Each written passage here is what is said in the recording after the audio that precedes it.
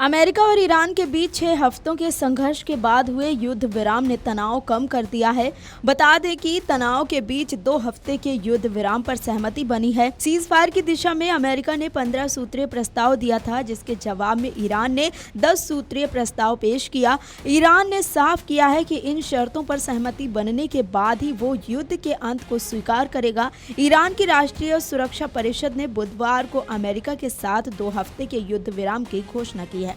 इस बीच ईरानी राष्ट्रीय सुरक्षा परिषद ने बताया कि अमेरिका के साथ बातचीत 10 अप्रैल को इस्लामाबाद में शुरू होगी, जो कि 10 सूत्री योजना पर आधारित होगी। जिसके बाद अमेरिकी राष्ट्रपति डोनाल्ड ट्रंप ने भी तड़के बुधवार को सीज फायर की घोषणा करते हुए इसे दोनों पक्षों का युद्ध विराम बताया है। डोनाल्ड ट्रंप ने कहा कि अमेरिका अपने सैन्य लक्ष्यों को हासिल कर चुका है और अब दीर्घकालिक शांति समझौते की दिशा में तेजी से आगे बढ़ रहा है।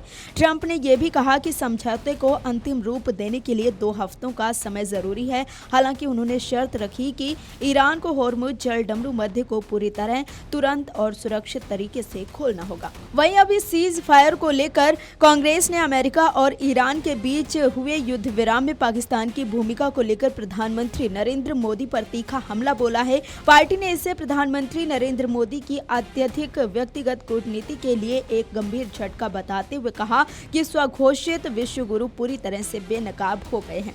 कांग्रेस नेता जयराम रमेश ने बुधवार को कहा कि पूरी दुनिया पश्चिम एशिया में अमेरिका, इजरायल और ईरान के बीच 2 सप्ताह के युद्ध विराम का सावधानी से स्वागत करेगी। उन्होंने आरोप लगाया कि ये संघर्ष 28 फरवरी को ईरान के शीर्ष नेतृत्व की लक्षित हत्याओं से शुरू हुआ था, जो प्रधानमंत्री नरेंद्र मोदी की इजरायल की बहुप्रचारित यात्रा के ठीक 2 दिन बाद हुआ था। कांग्रेस के अनुसार इस यात्रा ने भारत की वैश्विक प्रतिष्ठा को कम किया। जयराम रमेश ने कहा कि प्रधानमंत्री नरेंद्र मोदी ने गाजा में इजरायल के नरसंहार और कब्जे वाले वेस्ट बैंक में उसकी विस्तारवादी नीतियों पर कुछ भी नहीं कहा। उन्होंने कहा कि पाकिस्तान द्वारा युद्ध विराम कराने में निभाई गई भूमिका पीएम मोदी की अत्यधिक व्यक्तिगत कूटनीति के सार और शैली दोनों के लिए एक गंभीर झटका है।